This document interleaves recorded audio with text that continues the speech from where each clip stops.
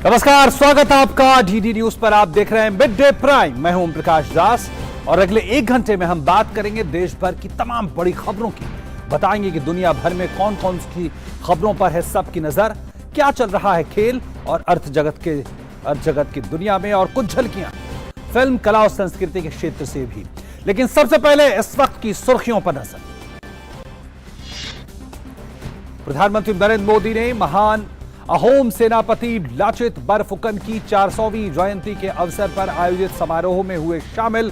कहा, लाचित ने दिखाया कट्टरता और आतंक का अंत हो जाता है, लेकिन भारत की जीवन ज्योति अमर बनी रहती है। उपराष्ट्रपति जगदीप धनखड़ ने ग्रेटर नोएडा में यूनेस्को द्वारा आयोजित भारत अफ्रीका हैकाथॉन 2022 के समापन समारोह को किया संबोधित। केंद्रीय शिक्षा मंत्री धर्मेंद्र प्रधान सहित 13 अफ्रीकी देशों के मंत्री भी हुए सम्मिलित।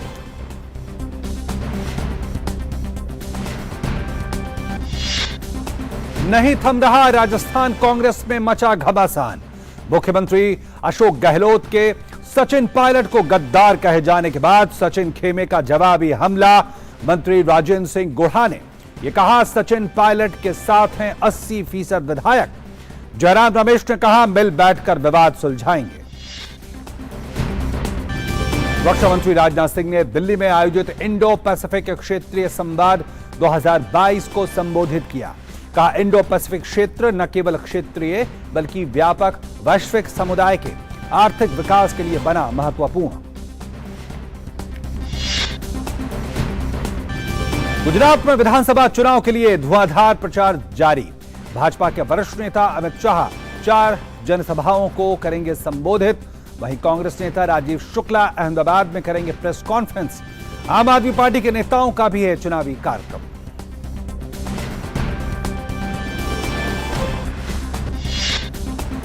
संयुक्त राष्ट्र मानवाधिकार परिषद ने की ईरान में शांतिपूर्ण प्रदर्शनकारियों पर की गई कार्रवाई की कड़ी निंदा।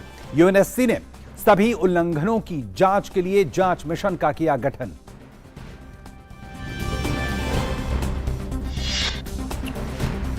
ऑकलैंड में वनडे में खेले जा रहे पहले वनडे में भारत ने न्यूजीलैंड को दिया 307 रनों का लक्ष्य। धवन, शुभमन और श्रेयस अय्यर ने खेली अर्धशतक की पारियां। मुकाबले का डीडी फ्री डिश और अन्य डीटीएच प्लेटफॉर्म्स पर उपलब्ध डीडी स्पोर्ट्स चैनल पर किया जा रहा है सीधा प्रसारण।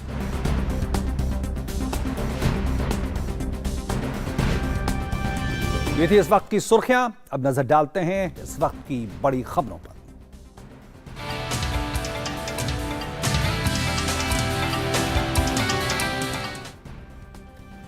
लाचित बरफुकन की 400वीं जयंती वर्ष के समापन समारोह में प्रधानमंत्री ने आज शिरकत की है। विज्ञान भवन में आयोजित एक प्रदर्शनी का भी प्रधानमंत्री ने अवलोकन किया। यह प्रदर्शनी लाचित बरफुकन की जीवन यात्रा को दिखा रही है। लाचित बरफुकन असम के अहोम साम्राज्य की शाही सेना के प्रसिद्ध सेनापति थे। 1671 में मुगल सेना के खिलाफ सराय घाट की निर्णायक लड़ाई लड़ी गई। असमिया सैनिकों की रणनीति और कुशलता के आगे औरंगजेब की मुगल सेना को हार स्वीकार करना पड़ा। 24 नवंबर साल 1622 में लाचित बरफुकन का जन्म अहोम साम्राज्य के 10वें राजा प्रताप सिंह के प्रधान सेनापति मोमाई तामुली बोरबरुआ के घर पर हुआ था।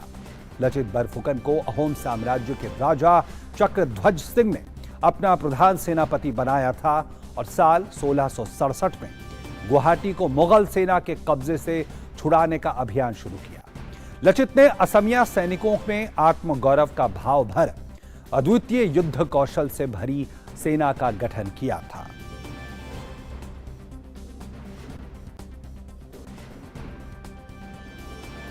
विज्ञान भवन में आयोजित कार्यक्रम के दौरान अहोम समुदाय के पारंपरिक प्रार्थना गीत आइसिंग लाव की प्रस्तुति भी की गई। इसके बाद प्रधानमंत्री ने दीप प्रज्वलित कर अहोम समुदाय के महान सपूत लाचित बरफुकन को पुष्पांजलि अर्पित की। असम के मुख्यमंत्री हेमंत बिस्वा शर्मा ने इस अवसर पर प्रधानमंत्री को वीर लाचित बरफुकन की प्रतिकृति भेंट की। साथ ही हेंगडांग भी भेंट किया। हेंगडांग जो कि पारंपरिक अहोम हथियार है, प्रधानमंत्री को भेंट किया गया।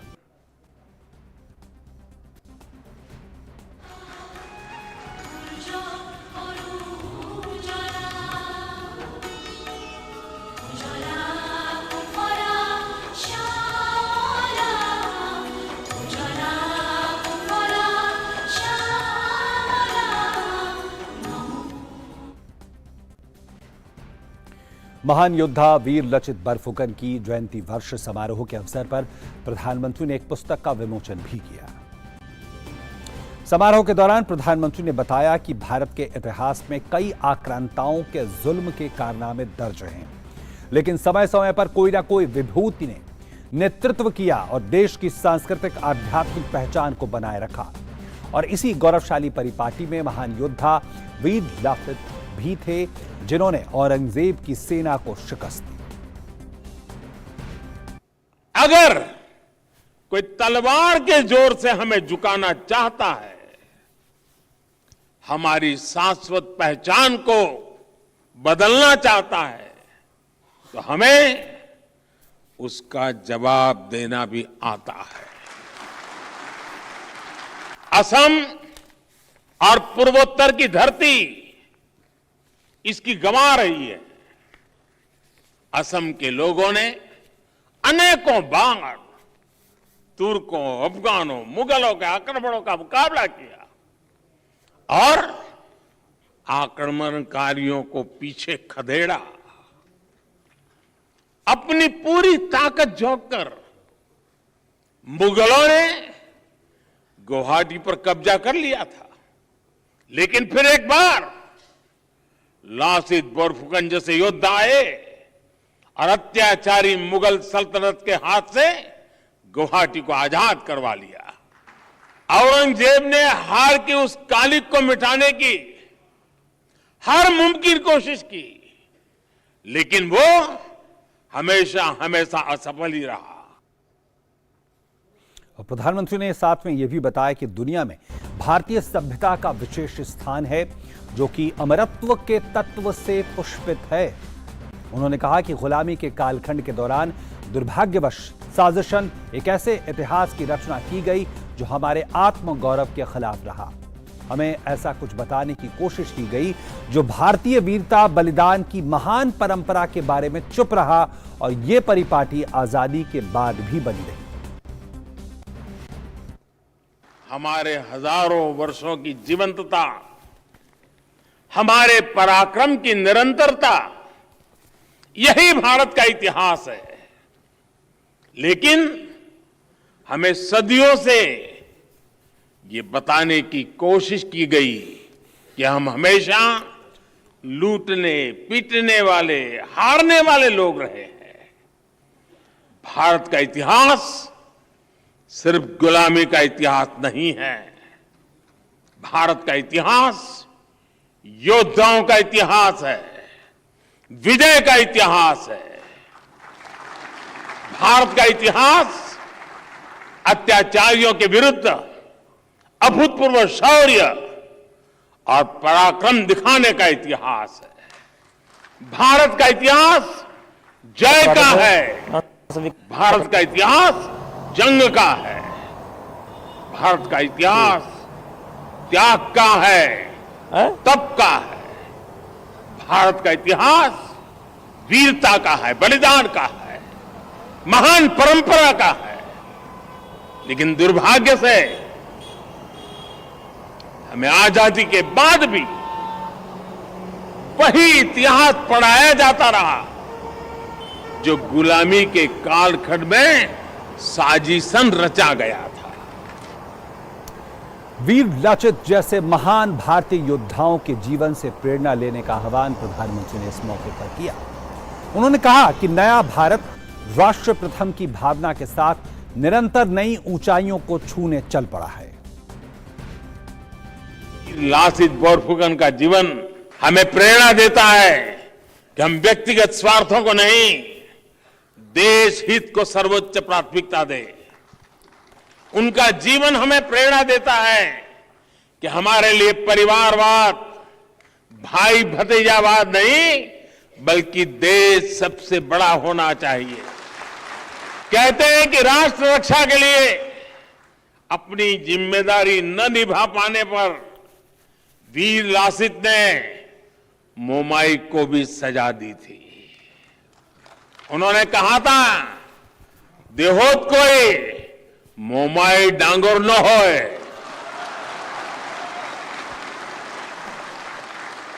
यानी मोहमाई देश से बड़ा नहीं होता। यानी कह सकते हैं कि कोई भी व्यक्ति, कोई भी रिश्ता देश से बड़ा नहीं होता। मुझे खुशी है कि आज का नया भारत राष्ट्र प्रथम, नेशन फर्स्ट के इसी आदर्श को लेकर आगे बढ़ रहा है। रक्षा मंत्री राजनाथ सिंह ने नई दिल्ली में हिंद प्रशांत क्षेत्रीय संवाद 2022 में मुख्य भाषण दिया। 3 दिवसीय सम्मेलन का विषय हिंद प्रशांत महासागर पहल का संचालन था। इस दौरान कई सत्रों का आयोजन किया गया, जिसमें वक्ता और पैनलिस्ट ने समुद्री सहयोग बेहतर करने और समावेशी संचालन के बारे में विचार विमर्श किया। रक्षा मंत्री ने अपने संबोधन में कहा कि मेरा दृढ़ विश्वास है कि यदि सुरक्षा वास्तव में एक सामूहिक उपक्रम बन जाए तो हम एक वैश्विक व्यवस्था बनाने के बारे में सोच सकते हैं। उन्होंने कहा कि इंडो पैसिफिक क्षेत्र न केवल क्षेत्रीय बल्कि व्यापक वैश्विक समुदाय के आर्थिक विकास के लिए महत्वपूर्ण बना हुआ है। It is our moral responsibility to strive towards building a better world that is secure and just for everyone. In fact, in India, our philosophers and visionaries have always dreamed of a human community transcending political borders. It is my firm belief that if security becomes a truly collective enterprise, then we can think of creating a global order which is beneficial to all of us. The global community has been working towards it through multiple platforms and agencies, UN Security Council being the foremost among them. और बात गुजरात विधानसभा चुनावों की, तो पहले चरण के लिए धुआंधार प्रचार जारी है। सभी राजनीतिक दलों के नेता बढ़ चढ़कर चुनाव प्रचार में हिस्सा ले रहे हैं। भारतीय जनता पार्टी के वरिष्ठ नेता और गृह मंत्री अमित शाह आज माहुड़ा, जालोर, वाघारा और नरोदा में जनसभाओं को संबोधित कर रहे हैं। अमित शाह नांदोड़ में रोड शो करेंगे। केंद्रीय मंत्री स्मृति ईरानी वलसाड़ जिले में 2 जनसभाएं करेंगी। केंद्रीय मंत्री धर्मेंद्र प्रधान सूरत में चुनाव प्रचार करेंगे। वहीं केंद्रीय मंत्री पुरुषोत्तम रुपाला नवसारी, डांग और सूरत में 5 चुनावी रैलियां करेंगे। वरिष्ठ कांग्रेस नेता राजीव शुक्ला और आलोक शर्मा आज अहमदाबाद में संवाददाता सम्मेलन को संबोधित करेंगे। आम आदमी पार्टी के वरिष्ठ नेता और पंजाब के मुख्यमंत्री भगवंत मान भी कई स्थानों पर रोड शो करेंगे। गुजरात विधानसभा के पहले चरण के लिए 1 दिसंबर को वोट डाले जाएंगे और इस चरण में 89 सीटों के लिए 788 उम्मीदवार चुनाव मैदान में हैं।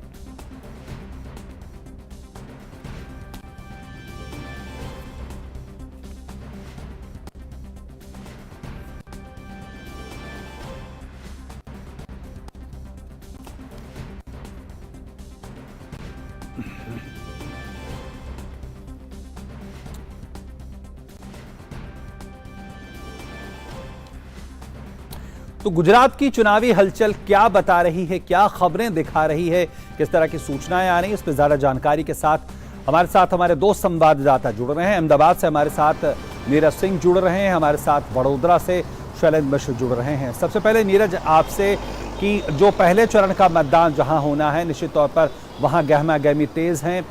ये जो पहले चरण की जो 89 सीटें हैं, किन मायनों में खास है? इतिहास क्या बताता है इन सीटों के बारे में? देखिए, बिल्कुल प्रथम चरण की बात करें तो ओपी भाई के सबसे ज़्यादा जो जोर है वो इसी चरण में पॉलिटिकल पार्टियां लगा रही हैं। आपने देखा होगा कि किस तरह से प्रधानमंत्री लगातार यहाँ पर रैलियां कर रहे हैं। कई सारी रैलियां प्रधानमंत्री ने की हैं। इसके अलावा अमित शाह रोड शो भी कर रहे हैं, सभा भी कर रहे हैं। और इसके अलावा जो भारतीय जनता पार्टी के दूसरे केंद्रीय मंत्री हैं, चाहे हम स्मृति ईरानी की बात करें, तमाम जो मुख्यमंत्रियों की बात करें, वो लगातार यहाँ पर सभाएं कर रहे हैं ताकि भारतीय जनता पार्टी को ज़्यादा से ज़्यादा जो बढ़त है वो दिला सकें।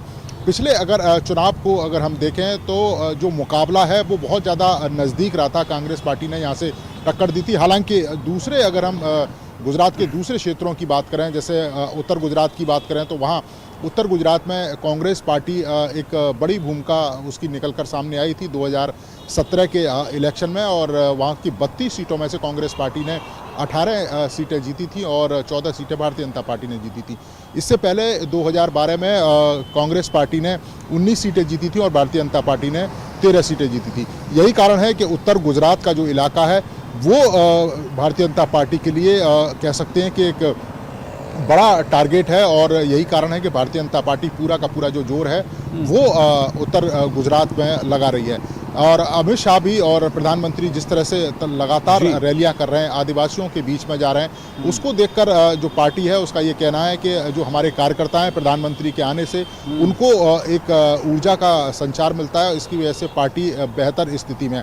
दूसरी कांग्रेस पार्टी के मल्लिकार्जुन खड़गे भी जो अध्यक्ष हैं वो भी चुनावी मैदान में उतर गए हैं और इसके अलावा आपने देखा भी है कि किस तरह से आम आदमी पार्टी के भगवत मान हैं वो भी लगातार कोशिशें जारी कर रहे हैं। लेकिन जो मुख्य मुकाबला है अगर जमीनी स्तर पर देखें तो भारतीय जनता पार्टी और कांग्रेस में ओपी भाई देखने को मिलता है। बिल्कुल बिल्कुल।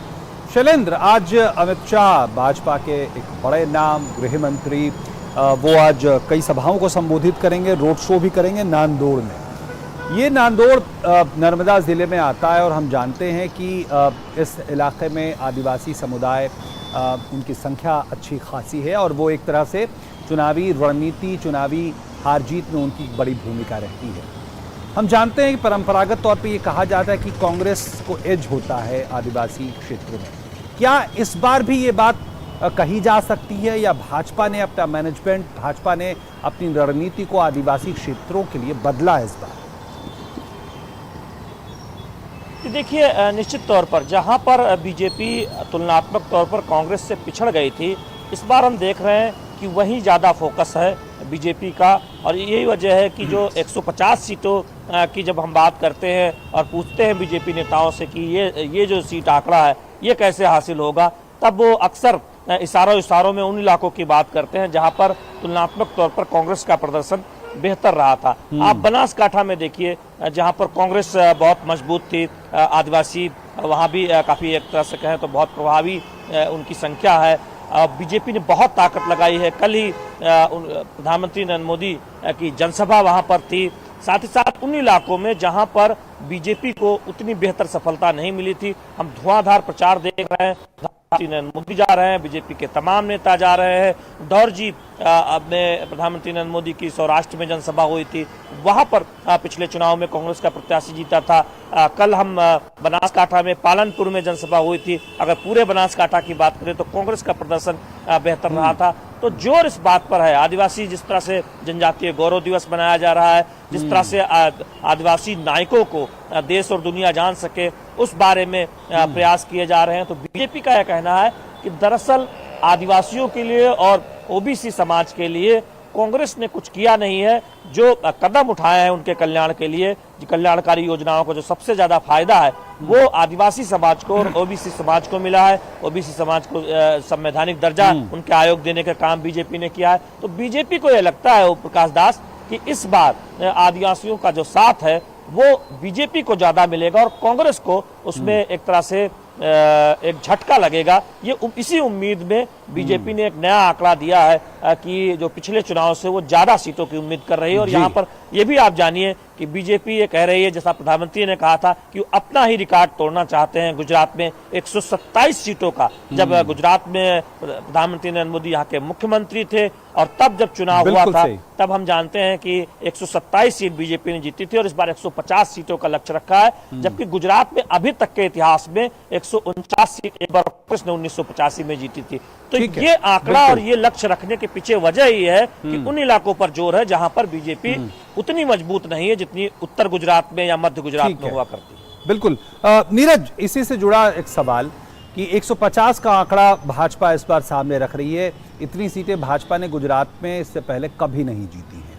पिछले बार का आंकड़ा हम जानते हैं 99 सीटों का है, यानी 50 से ज्यादा सीटें बढ़ाने का लक्ष्य है।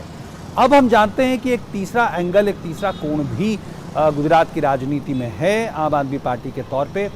कितना रियलिस्टिक या कितना भरोसा जता सकते हैं, चूंकि आप लगातार लोगों के बीच में, मतदाताओं के बीच में घूम रहे हैं? देखिए बिल्कुल ओपी, अगर देखें गुजरात के अंदर जो अब तक सबसे ज़्यादा सीटें आई हैं वो 1985 में आई हैं, जो कांग्रेस पार्टी लेके आई है। वो 147 जो सीटें हैं वो कांग्रेस पार्टी ने जीती थी। उसके बाद से कोई भी पॉलिटिकल पार्टी या उससे पहले भी कोई भी पॉलिटिकल पार्टी इतनी बड़ी संख्या में जो सीटें हैं वो यहाँ पर हासिल नहीं कर सकी है। लेकिन भारतीय जनता पार्टी ने 150। जी, लगता है संपर्क हमारा बाधित हुआ है। शैलेंद्र, अगर आप हमारे साथ बने हुए हैं तो इस सवाल के जवाब को आगे बढ़ाएं। बिल्कुल, एक तरह से देखें कि आम आदमी पार्टी एक रणनीति थी कि ये विकल्प के तौर पर वो अपने आप को पेश करे गुजरात में, लेकिन मुझे ये रणनीति उतनी कामयाब होती इसलिए नहीं दिखाई दे रही कि एक तो आम आदमी पार्टी का जो स्थानीय स्तर का संगठन है वो यहाँ पर उतना मजबूत नहीं है, ये कहे कि तमाम इलाकों में कोई संगठन दिखता भी नहीं है। दूसरी बात यह है कि चुनाव के ऐलान के बाद आम आदमी पार्टी को झटके पर झटके लग रहे हैं। गुजरात में एक उम्मीदवार ने तो नामांकन भरने के बाद पर्चा वापस कर दिया, और दिल्ली में हम जो जिस तरह के झटके पर झटके देख रहे हैं और रोज खबरें आ रही हैं, तो निश्चित तौर पर आम आदमी पार्टी का जो अभियान है उस पर एक असर पड़ता हुआ दिखाई दे रहा है। ठीक है, बहुत जगह पर जो लड़ाई है फिलहाल वो कांग्रेस और बीजेपी के बीच ज्यादा दिखाई दे रही है। कुछ सीटों पर जरूर आम आदमी पार्टी के प्रत्याशी त्रिकोण बनाने की कोशिश में नजर आ रहा है। ठीक है, ठीक है, बहुत बहुत धन्यवाद शैलेंद्र, आपका हमारे साथ जुड़ने के लिए। नीरज, आपका भी बहुत बहुत धन्यवाद हमारे साथ जुड़ने के लिए। तो गुजरात विधानसभा के चुनाव को लेकर जोरों से प्रचार चल रहा है, और इस बीच उत्तर गुजरात का एक ऐसा ही जिला है अरवल्ली। साल 2013 में यह जिला साबरकांठा से अलग होकर एक नया जिला बना था। गुजरात के तत्कालीन मुख्यमंत्री और देश के वर्तमान प्रधानमंत्री नरेंद्र मोदी ने लोगों की मांग को ध्यान में रखते हुए नए जिले की घोषणा की थी। यहां की 3 सीटों पर कांग्रेस फिलहाल काबिज है। मोडासा सीट पर भी मुकाबला दिलचस्प है। देखिए ये पूरी रिपोर्ट। राजस्थान से सटा और अंबाजी से उमरगाम के बीच का आदिवासी पट्टी यानी अरवल्ली जिला, जहां विधानसभा की 3 सीट हैं, फिलहाल तीनों सीटों पर कांग्रेस का कब्जा है। इसे कांग्रेस का गढ़ भी कहते हैं। मोडासा पहले भाजपा के पास थी, पर 2012 में ये सीट कांग्रेस ने छीन ली। पिछले 2 टर्म से कांग्रेस के विधायक राजेंद्र सिंह ठाकुर इस सीट से जीतते आए हैं। यह शहर स्वास्थ्य और शिक्षा के क्षेत्र में काफी आगे है, लेकिन 9 साल बीत जाने के बावजूद ना तो सरकारी हॉस्पिटल है ना ही यूनिवर्सिटी। लेकिन विकास के सवालों पर विधायक गोलमोल जवाब देते नजर आए।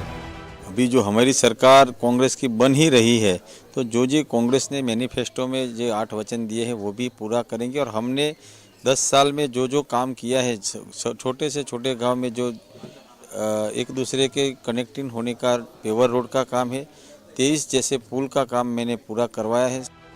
हालांकि सिविल अस्पताल बनाने के लिए राज्य सरकार ने भूमि पूजन किया है। रेलवे स्टेशन की मांग भी लंबे समय से हो रही है, जिसके लिए जमीन निर्धारित की जा चुकी है। भाजपा इसके सहारे जनता के बीच जा रही है। साथ ही उसे उम्मीद है कि कांग्रेस से नाखुश लोग भाजपा को इस बार मोडासा सीट पर काबिज करेंगे। वहीं आम आदमी पार्टी भी अपनी ताल ठोक रही है। मोडासा में जल्द से जल्द सिविल अस्पताल बने और रोजगार के अवसर पैदा हों, उस दिशा में काम करूंगा। मुझे पूरा भरोसा है कि इस बार जनता मोडासा से भाजपा को जीत दिलाएगी। लोगों का हमको बहुत बड़ा समर्थन मिल रहा है, और इस समर्थन से लग रहा है कि मोडासा में भी इस बार परिवर्तन हो रहा है। भाजपा और कांग्रेस की कुछ चलने वाली नहीं है, और आम आदमी पार्टी का उम्मीदवार जीत रहा है, ऐसा लग रहा है। जनता के सामने रोजगार, सड़क, पानी, बिजली जैसे मुद्दे हैं। समस्या तो मूल रूप से बेरोजगारी, महंगाई और ये पानी, सबकी बहुत समस्या है। अभी यहाँ पे सिविल हॉस्पिटल भी नहीं है।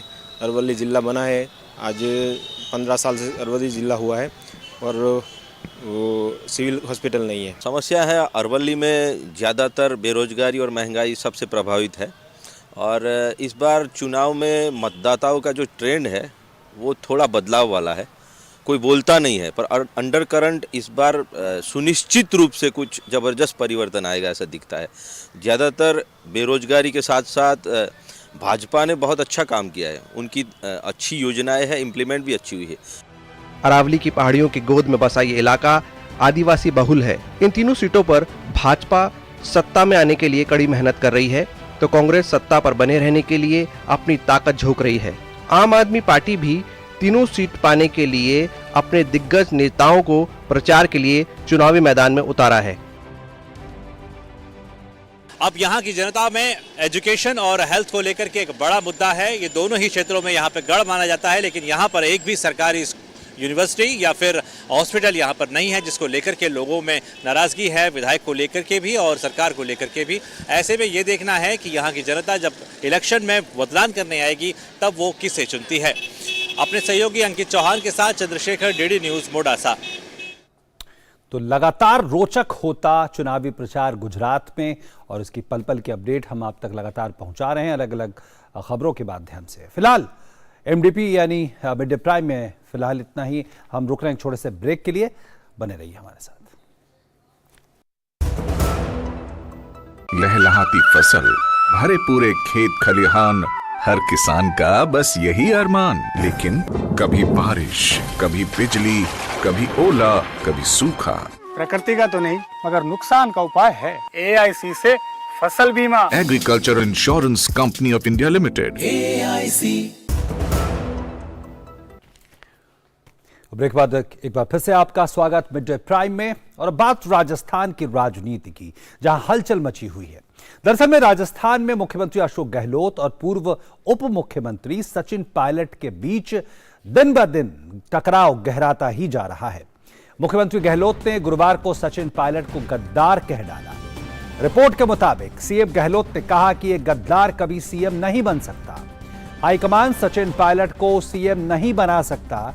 ऐसा आदमी जिसके पास 10 एमएलए भी नहीं हैं, जिसने विद्रोह किया, जिसने कांग्रेस को धोखा दिया, वो गद्दार है।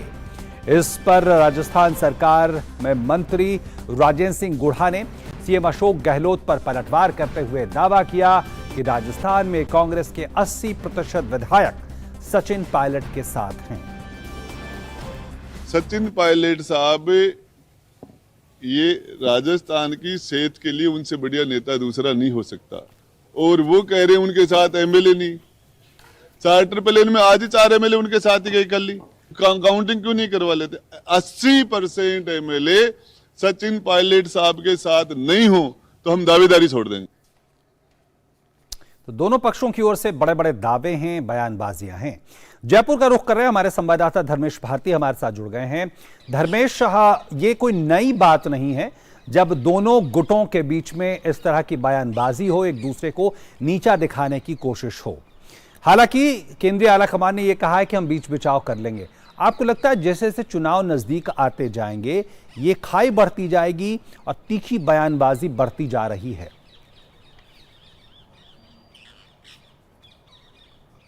बिल्कुल आपने ठीक कहा। देखिए, जहां तक दोनों गुटों का सवाल है, जब आपको याद होगा कि 2018 में राजस्थान के अंदर सरकार का गठन हुआ था, ये विवाद तभी से चला आ रहा है। और उसके बाद 2020 के अंदर सचिन पायलट ने बगावत की थी, वो विधायकों को लेकर और जो है हरियाणा चले गए थे। उसके बाद 2022 के अंदर जब पर्यवेक्षक आए, जो वर्तमान में कांग्रेस के राष्ट्रीय अध्यक्ष हैं मल्लिकार्जुन खड़गे और अजय माकन, तो उस समय भी एक नए तरह की बगावत देखने को मिली कि जो कांग्रेस के एमएलएज हैं उन्होंने अपना जो है एक फॉर्मेट पे इस्तीफा तैयार करके और विधानसभा अध्यक्ष को सौंप दिया। तो जो दोनों गुट हैं इनके बीच में सत्ता संघर्ष का, इसको आप चौथा अध्याय मान सकते हैं।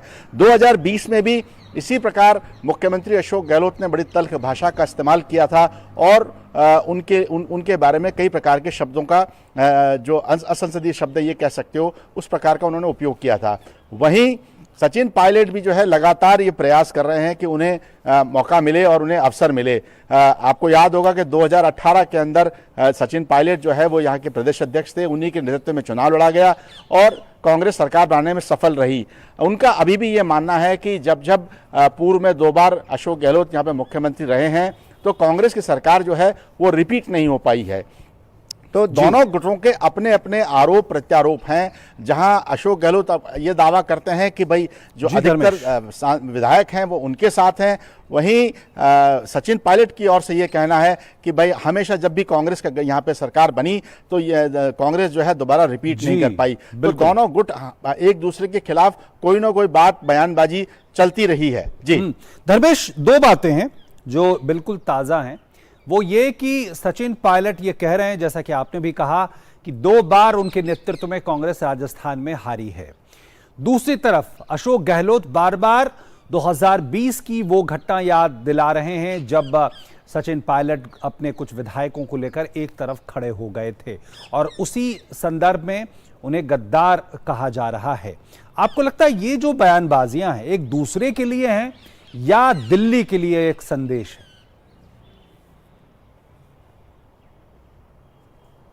देखिए, निश्चित रूप से जिस प्रकार का ये जो सत्ता संघर्ष है, इसमें निश्चित रूप से आप ये मानिए जो पिछली अभी जो घटना हुई थी जब पर्यवेक्षक आए थे और बाद में आपको याद होगा कि मुख्यमंत्री अशोक गहलोत आलाकमान से मिलकर उन्होंने माफ़ी भी मांगी थी, तो कहीं ना कहीं एक तरीके से उन्होंने आलाकमान को ही चुनौती दे दी थी। तो ये जो पूरा का पूरा सत्ता संघर्ष है या ये जो संदेश है या जो ये वक्तव्य एक दूसरे के खिलाफ दिए जा रहे हैं, ये निश्चित रूप से कहीं ना कहीं आलाकमान को अपनी अपनी स्थिति को बताने का एक प्रयास है। और ये जो प्रयास दोनों कर रहे हैं, जहां अशोक गहलोत चाहते हैं कि वो 5 साल मुख्यमंत्री के रूप में रहें, वहीं सचिन पायलट ये चाहते हैं कि उन्हें अवसर मिलना चाहिए और उनका वो ये दावा करते हैं कि अगर मुझे मौका मिला तो शायद मैं दोबारा सरकार बनाने में सफल हो जाऊंगा। तो ये जो सत्ता संघर्ष है ये बेसिकली सिद्धांतों का संघर्ष नहीं है, ये सत्ता को लेके दोनों गुटों के बीच में संघर्ष है। बिल्कुल, ये बिल्कुल स्पष्ट है और देखना होगा आलाकमान कैसे इन दोनों गुटों को एक साथ बिठा पाता है। बहुत बहुत धन्यवाद धर्मेश भारती, आपका हमारे साथ जुड़ने के लिए। भाजपा प्रवक्ता गौरव भाटिया ने आज दिल्ली के मुख्यमंत्री अरविंद केजरीवाल पर भ्रष्टाचार के आरोप लगाए। उन्होंने कहा कि दिल्ली के मुख्यमंत्री अरविंद केजरीवाल को अब इस्तीफा दे देना चाहिए। गौरव भाटिया ने कहा कि आप सरकार ने दिल्ली में सरकारी स्कूलों में बच्चों के लिए कक्षाओं का निर्माण करने के बजाय दिल्ली की जनता को शराब के ठेके जगह जगह मुहैया करवा दिए। अब आप सरकार का सच देश की जनता के सामने है। अरविंद केजरीवाल कहीं उपस्थित हो तो एक गारंटी है भ्रष्टाचार की। भ्रष्टाचार इस सीमा तक करते हैं, जो स्कूल कहते थे हम बनाएंगे, वो स्कूल तो नहीं बनाए, लेकिन भ्रष्टाचारी कमाई में कोई कमी ना आए ये देखने के लिए कहते हैं कि क्लासरूम हम बच्चों के लिए बढ़ाएंगे। क्लासरूम कैसे बढ़ाएंगे? अनियमितताएं ये हैं कि बिना कोई टेंडर दिए स्कोप ऑफ वर्क, जो कार्य होना है, उसको बढ़ा दिया जाता है। और भाजपा की तरफ से एक और बड़ा आरोप लगा। आप नेता संदीप भारद्वाज की कथित आत्महत्या पर भाजपा ने आज प्रेस वार्ता की। भाजपा नेता मनोज तिवारी ने आम आदमी पार्टी पर निशाना साधा। उन्होंने कहा कि मेरे हिसाब से यह आत्महत्या नहीं बल्कि हत्या है। वो टिकट के दावेदार थे, वो जिस सीट से चुनाव लड़ने वाले थे उस सीट को बेच दिया गया। मनोज तिवारी ने यह भी कहा कि आत्महत्या के लिए मजबूर करना भी हत्या के समान होता है। मैं कल गुजरात में था और मुझे पता चला कि संदीप भारद्वाज नाम के एक व्यक्ति जो आम आदमी पार्टी से जिनको टिकट मिलने का सारा भरोसा दिया जा चुका था, जो आम आदमी पार्टी के फाउंडेशन के मेंबर हैं, वो आत्महत्या कर लिए हैं। और बातें पता चलती है कि उस जगह से जिनको टिकट दिया गया आम आदमी पार्टी के द्वारा, वो पैसे पर टिकट बेच दिया गया। और ऐसी स्थिति में संदीप भारद्वाज नाम के व्यक्ति इस आघात को सहन नहीं कर पाए और वो आत्महत्या कर लिए। हम सभी जानते हैं आत्महत्या के लिए मजबूर करना भी हत्या के ही समान होता है और ये पाप आम आदमी पार्टी के मुखिया ने किया है। उत्तर प्रदेश की योगी सरकार अब प्रयागराज, आगरा और गाजियाबाद में भी पुलिस कमिश्नर सिस्टम लागू करने जा रही है। मुख्यमंत्री योगी आदित्यनाथ की अध्यक्षता में हुई कैबिनेट की बैठक में इस प्रस्ताव पर मुहर लगी। ध्यान रहे कि यूपी के 4 शहरों लखनऊ, कानपुर, वाराणसी और नोएडा में पहले से ही पुलिस कमिश्नरेट की व्यवस्था लागू है। अब 7 जिलों में पुलिस कमिश्नर प्रणाली लागू होगी। और बात उन खबरों की जो दुनिया भर में सुर्खियों में छाई हुई।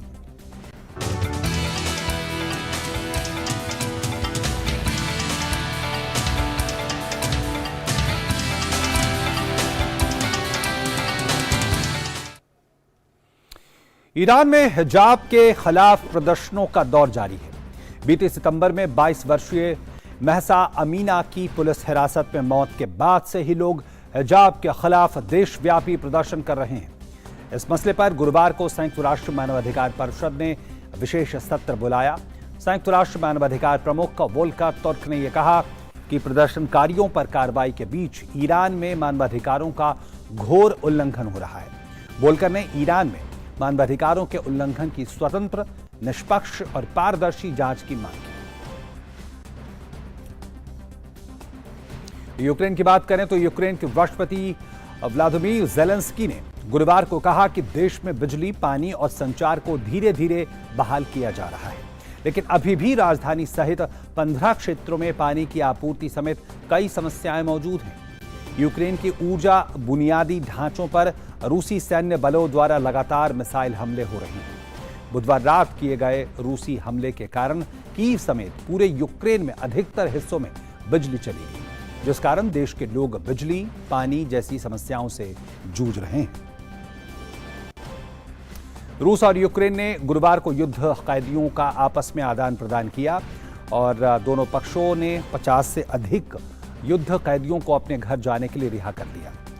रूस ने रक्षा मंत्रालय ने कहा है कि यूक्रेन ने 50 रूसी सैनिकों को उन्हें सौंप दिया है, जिन्हें युद्ध के दौरान कैद किया गया था। रूस यूक्रेन के संघर्ष शुरू होने के बाद से दोनों देशों ने अब तक 1000 से अधिक युद्ध कैदियों को रिहा किया है। ब्रिटेन की नर्स यूनियन ने 106 साल पुराने इतिहास में पहली बार नर्सें हड़ताल पर जाएंगी। ब्रिटेन, वेल्स और उत्तरी आयरलैंड में वेतन बढ़ाने की मांग को लेकर हजारों नर्सें हड़ताल पर जाने वाली हैं। रॉयल कॉलेज ऑफ नर्सिंग ने 15 और 16 दिसंबर को हड़ताल पर जाने का ऐलान किया है। इस दौरान नर्सें आपातकालीन सेवाएं प्रदान करेंगी, लेकिन नियमित सेवाएं बाधित रहेंगी। वहीं ट्विटर के मालिक एलन मस्क ने मतदान के बाद प्रतिबंधित ट्विटर खाते के लिए माफी की घोषणा की है। मस्क ने ट्विटर पोल पर 72% से अधिक लोगों ने ट्विटर पर निलंबित खातों को बहाल करने के पक्ष में वोट दिए। मस्क ने ट्विटर पर लिखा, जनता ने अपनी राय दे दी है। इससे पहले मस्क ने बुधवार को एक ट्वीट कर यह सवाल पूछा था कि क्या माइक्रो ब्लॉगिंग साइट को अन्य निलंबित खातों के लिए सामान्य माफी की पेशकश करनी चाहिए। सर्वेक्षण के परिणामों के अनुसार 30 लाख से अधिक लोगों ने पोल में वोट किया। इसमें से 72.4% के बहुमत के साथ माफी के पक्ष में मतदान किया गया, जबकि 27.6% लोगों ने इसे लेकर असहमति जताई। और अब देखते हैं अर्थ जगत से जुड़ी खबरें।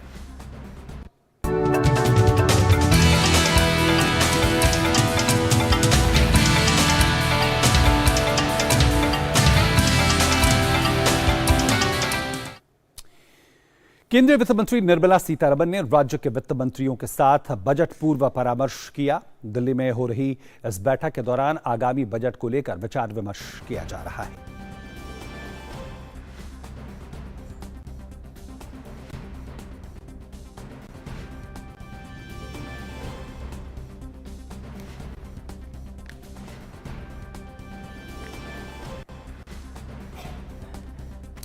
और बारी हमारे अगले सेगमेंट लाइफ प्राइम की।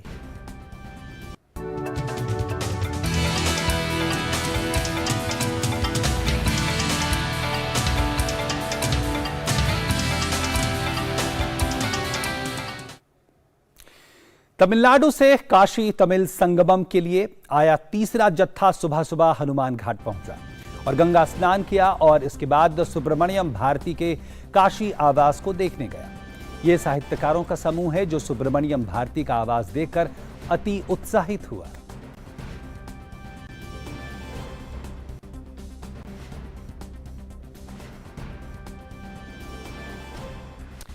साहित्यकारों के समूह ने सुबह गंगा स्नान के साथ दिन की शुरुआत की। इसके बाद हनुमान घाट पर पहुंचकर प्रसिद्ध महाकवि सुब्रमण्यम भारती की प्रतिमा पर माल्यार्पण कर श्रद्धांजलि दी।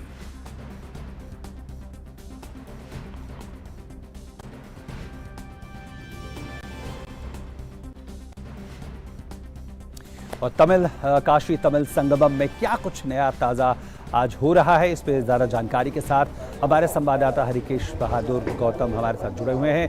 हरिकेश, निश्चित तौर पर हमें तस्वीरें दिखाई, साहित्यकारों का आगमन हुआ है। हम जानते हैं काशी खुद में साहित्यकारों की, हिंदी साहित्य और तमाम जो क्षेत्रीय साहित्य उसका एक गढ़ रहा है। किस तरह का ये संगम आज देखने को मिल रहा है?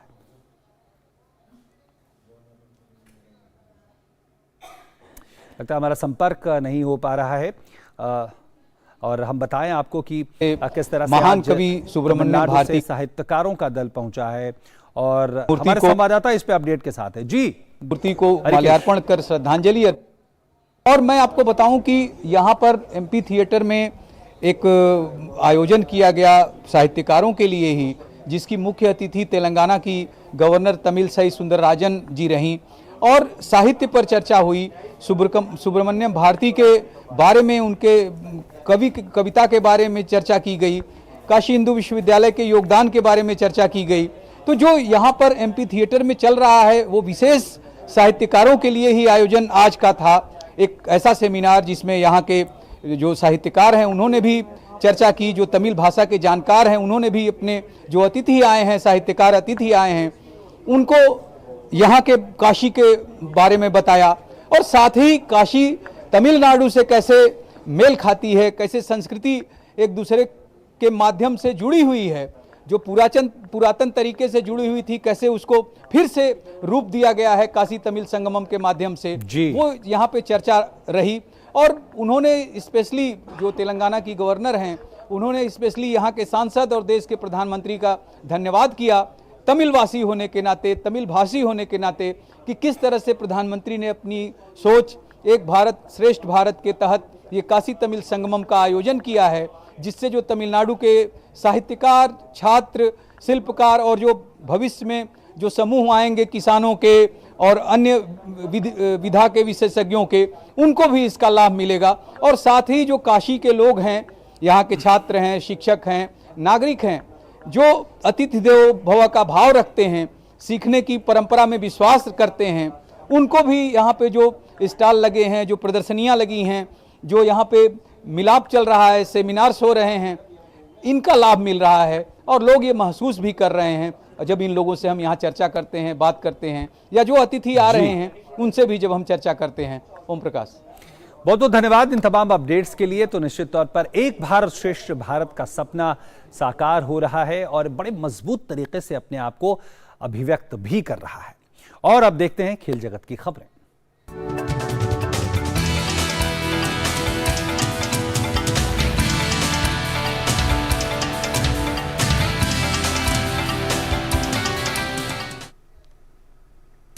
और खेल की खबरों के साथ हमारी सहयोगी सुचित्रा अब हमारे साथ हैं। सुचित्रा, आपके पास। शुक्रिया ऑफिस। सबसे पहले शुरुआत करते हैं क्रिकेट के साथ। भारत और न्यूजीलैंड के बीच 3 मैच की वनडे सीरीज का पहला मुकाबला आज ऑकलैंड में खेला जा रहा है। भारत द्वारा दिए गए 307 रन के लक्ष्य का पीछा करते हुए न्यूजीलैंड ने ताज़ा समाचार मिलने तक 3 विकेट के नुकसान पर 181 रन बना लिए हैं। फिन एलन को शार्दुल ठाकुर ने बोल्ड किया। डेवॉन कॉनवे और डैरिल मिशेल उमरान मलिक का शिकार बने। फिलहाल टॉम लेथम 50 और केन विलियमसन 68 रन बनाकर क्रीज पर मौजूद हैं। इससे पहले न्यूजीलैंड ने टॉस जीतकर पहले गेंदबाजी का फैसला किया। पहले बल्लेबाजी करते हुए भारत ने 50 ओवर में 7 विकेट पर 306 रन बनाए। ओपनर्स शिखर धवन और शुभमन गिल ने टीम को मजबूत शुरुआत दी। दोनों ने अर्धशतक लगाए। शुभमन गिल 50 रन बनाकर आउट हुए। थोड़ी देर बाद ही शिखर धवन भी 72 रन बनाकर पवेलियन लौट गए। ऋषभ पंत और सूर्य कुमार यादव कुछ खास नहीं कर सके। इसके बाद श्रेयस अय्यर ने पारी को संभाला और 76 गेंद पर 80 रन की पारी खेली। निचले क्रम में संजू सैमसन ने 36 रन बनाए। वहीं वॉशिंगटन सुंदर ने 16 गेंद में 37 रन की तेज तर्रार पारी खेली। इस मैच का सीधा प्रसारण डीडी स्पोर्ट्स पर भी किया जा रहा है। और अब खबर फीफा विश्व कप से जुड़ी हुई।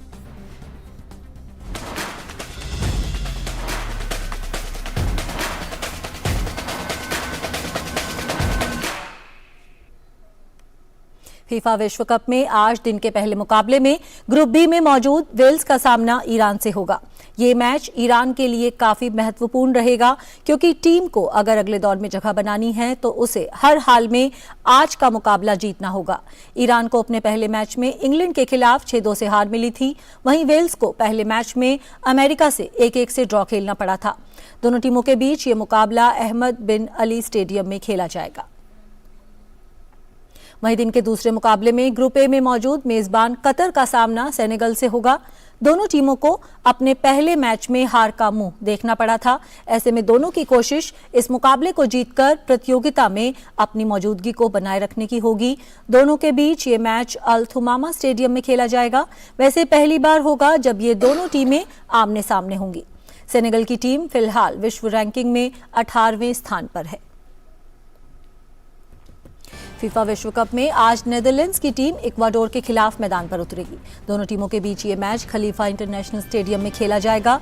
नेदरलैंड्स की टीम अच्छे रंग में दिख रही है, वहीं इक्वाडोर की टीम भी कतर को हरा चुकी है। ऐसे में आज इन दोनों टीमों में से जो भी जीत दर्ज करेगी वो अगले दौर में अपनी जगह सुरक्षित कर लेगी।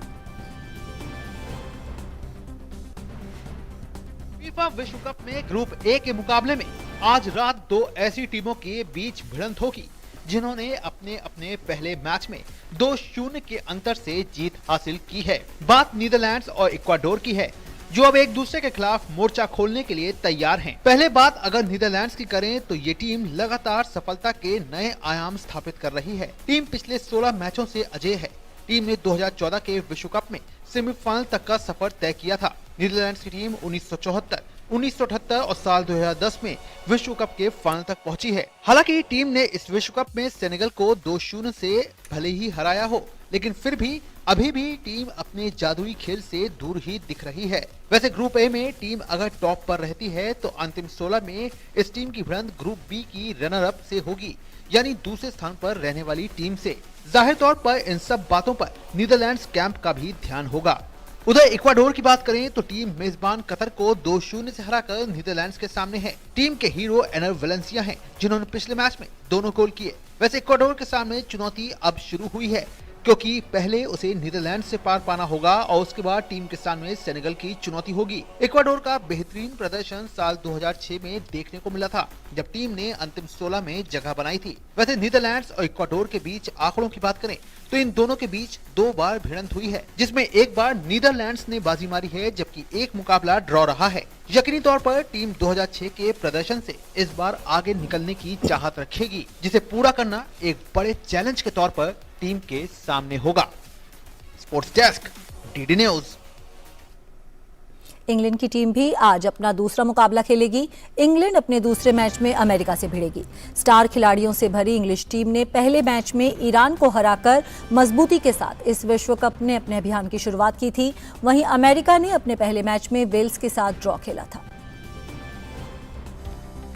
ईरान के खिलाफ 6-2 की दमदार जीत के साथ फीफा विश्व कप में आगाज करने वाली इंग्लैंड की टीम आज देर रात अपने दूसरे मुकाबले में अमेरिका के खिलाफ होगी। टीम ने ईरान के खिलाफ जिस तरह का खेल दिखाया है, अगर टीम उसी लय पर कायम रहती है तो अमेरिका के खिलाफ जीत टीम को अगले दौर में पहुंचने की जगह को पक्का कर देगा। ईरान के खिलाफ मुकाबले में बुकायो साका का शानदार खेल देखने को मिला था और उस मुकाबले में इस खिलाड़ी ने बेहतरीन 2 गोल दागे थे। कप्तान हैरी केन को छोड़ लगभग सभी स्टार खिलाड़ियों ने ईरान के खिलाफ गोल करने में कोई कोताही नहीं बरती। ऐसे में इस मुकाबले में इंग्लिश टीम यकीनी तौर पर हैरी केन से भी गोल का खाता खोलने की उम्मीद रखेगी, जो कि टीम के साथ लगातार प्रैक्टिस में बने हुए हैं। वहीं अमेरिका की बात करें तो इस टीम ने वेल्स जैसी टीम को बराबरी पर रोककर अपनी खूबी को सामने रखा है, लेकिन अब इंग्लैंड की टीम है जिनके खिलाफ टीम का ट्रैक रिकॉर्ड कुछ खास नहीं है। दोनों टीमों के बीच अब तक 11 मुकाबले हुए हैं, जिसमें 8 में बाजी इंग्लैंड के हाथ लगी है। वहीं 2 मैच अमेरिका ने जीते हैं, जबकि 1 मुकाबला ड्रॉ रहा है, यानी यकीनी तौर पर दबाव अमेरिका पर रहने वाला है। लेकिन इंग्लैंड भी खुद को किसी गलतफहमी में नहीं रखना चाहती और एक और आसान जीत के साथ खुद को अंतिम 16 में पहुंचाने के लिए बेकरार रहेगी। Sports desk, DD news. अब बात करते हैं कल खेले गए मुकाबलों की। ग्रुप जी में मौजूद 5 बार के विश्व चैंपियन ब्राजील ने सर्बिया के खिलाफ 2-0 की जीत के साथ इस विश्व कप में अपने अभियान की शुरुआत की। इस जीत के साथ ही ब्राजील ने सर्बिया के खिलाफ जीत के अपने दमदार रिकॉर्ड को भी बरकरार रखा। सर्बिया के खिलाफ खेले गए मुकाबले में ब्राजील की ओर से दोनों गोल रिचार्लिसन ने किए। उन्होंने ये दोनों गोल खेल के 62वें और 73वें मिनट में किए। इस जीत के बाद ब्राजील की टीम ग्रुप जी में शीर्ष पर पहुंच गई है, जबकि दूसरे स्थान पर कैमरून को हराने वाली स्विट्जरलैंड की टीम है। ब्राजील अब अपना अगला मुकाबला सोमवार को स्विट्जरलैंड के खिलाफ खेलेगी। कतर में खेले जा रहे फुटबॉल विश्व कप में पुर्तगाल ने जीत के साथ अपने अभियान का आगाज किया। टीम ने ग्रुप एच के मुकाबले में घाना को 3-2 से हराया। इस रोमांचक मैच में हाफ टाइम तक दोनों में से कोई भी टीम गोल नहीं कर सकी थी। 5 गोल दूसरे हाफ में आए। 65वें मिनट में पुर्तगाल के कप्तान रोनाल्डो ने मैच का पहला गोल दागा और इसके साथ ही इतिहास भी रच दिया। वे फीफा विश्व कप के 5वें संस्करण में गोल करने वाले दुनिया के पहले खिलाड़ी बन गए। इसके बाद 73वें मिनट में घाना की ओर से कप्तान आंद्रे एयू ने गोल दागकर घाना की मैच में वापसी कराई। हालांकि 78वें मिनट में ओवाओ फेलिक्स और 80वें मिनट में राफेल लियाओ ने गोल दागकर पुर्तगाल को 3-1 से आगे कर दिया। 89वें मिनट में घाना के ओस्मान बुकारी ने गोल कर घाना को मैच में वापस लाने की कोशिश की, लेकिन ये मैच पुर्तगाल के नाम रहा। फीफा विश्व कप 2022 में उरुग्वे की टीम जीत के साथ शुरुआत करने में नाकाम रही। गुरुवार को टीम का सामना दक्षिण कोरिया से था। ये मैच गोल रहित ड्रॉ रहा। वैसे मुकाबले में दोनों टीमें एक दूसरे पर हावी नजर आईं। फीफा विश्व रैंकिंग में 14वें नंबर पर मौजूद उरुग्वे की टीम को ड्रॉ पर रोकना 28वें नंबर पर मौजूद दक्षिण कोरिया की टीम के लिए एक बड़ी सफलता है। मैच में उरुग्वे के स्टार खिलाड़ी लुइस सुआरेज भी गोल करने में नाकाम रहे। इस मैच में सबसे ज्यादा नजरें उन पर ही थी। वैसे इस ड्रॉ के बाद उरुग्वे की मुश्किलें बढ़ गई हैं, क्योंकि उनका अब अगला मुकाबला पुर्तगाल से होगा। विश्व कप में गुरुवार को पहले मुकाबले में ग्रुप जी में स्विट्जरलैंड ने जीत के साथ शुरुआत की। स्विट्जरलैंड ने कैमरून को 1-0 से हराया। मैच की शुरुआत में ही दोनों टीमों ने आक्रामक खेल दिखाया। हालांकि कोई भी टीम गोल करने में सफल नहीं हो पाई। पहला हाफ गोल रहित रहा।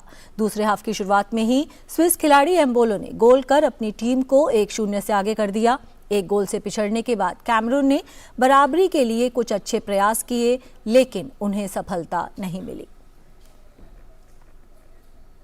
तो ये थी खेल जगत से जुड़ी खबरें। वापस चलते हैं ओपी के पास। बहुत बहुत धन्यवाद सुचित्रा, इन तमाम खबरों को हमारे दर्शकों तक पहुंचाने के लिए। और यहां पे मिड डे प्राइम में हम रुक रहे हैं छोटे से ब्रेक के लिए। बने रहे हमारे साथ। लहलहाती फसल, भरे पूरे खेत खलिहान, हर किसान का बस यही अरमान। लेकिन कभी बारिश, कभी बिजली, कभी ओला, कभी सूखा। प्रकृति का तो नहीं, मगर नुकसान का उपाय है। AIC से फसल बीमा। Agriculture insurance company of India limited. AIC।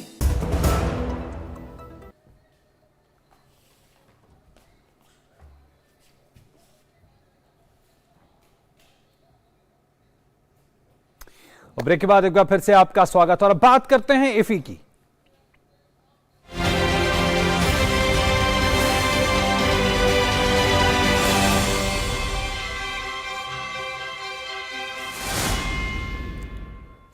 भारतीय अंतर्राष्ट्रीय फिल्म महोत्सव का छठा दिन है और इफी के छठे दिन फिल्म मीडिया और फिल्म भेड़िया और बॉलीवुड एक्टर रणदीप हुड्डा और इलियाना डिक्रूज की अपकमिंग फिल्म तेरा क्या होगा लवली का प्रीमियर होगा। वहीं डॉक्टर क्रिश्चियन के साथ how to pitch your animation पर मास्टर क्लास, जीवी प्रकाश के साथ बीट्स और रिदम पर मास्टर क्लास आयोजित होगी।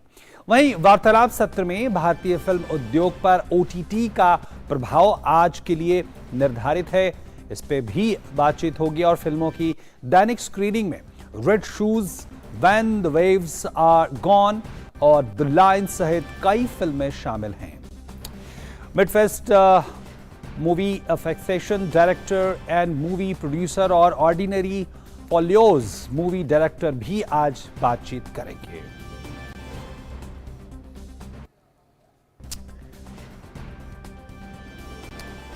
और इसी से सीधे गोवा से हमारे साथ श्यामा मिश्रा जुड़ रही हैं। श्यामा, अगर सबसे खास बात की आज की क्या गतिविधियां होंगी तो क्या कहेंगे? जी देखिए, ओपी आप ऑलरेडी जो गतिविधियां हैं बता चुके हैं, बस अब वो होना बाकी है। उसमें से कुछ जो इफ़ी टॉक्स है, जो फिक्सेशन मूवी जो कल मिड फेस्ट के लिए सिलेक्ट की गई थी और कल स्क्रीनिंग भी की गई, उसके डायरेक्टर, प्रोड्यूसर और अन्य जो उनके क्रू हैं वो ऑलरेडी मीडिया से इंटरेक्ट कर चुके हैं इफ़ी टेबल टॉक्स में।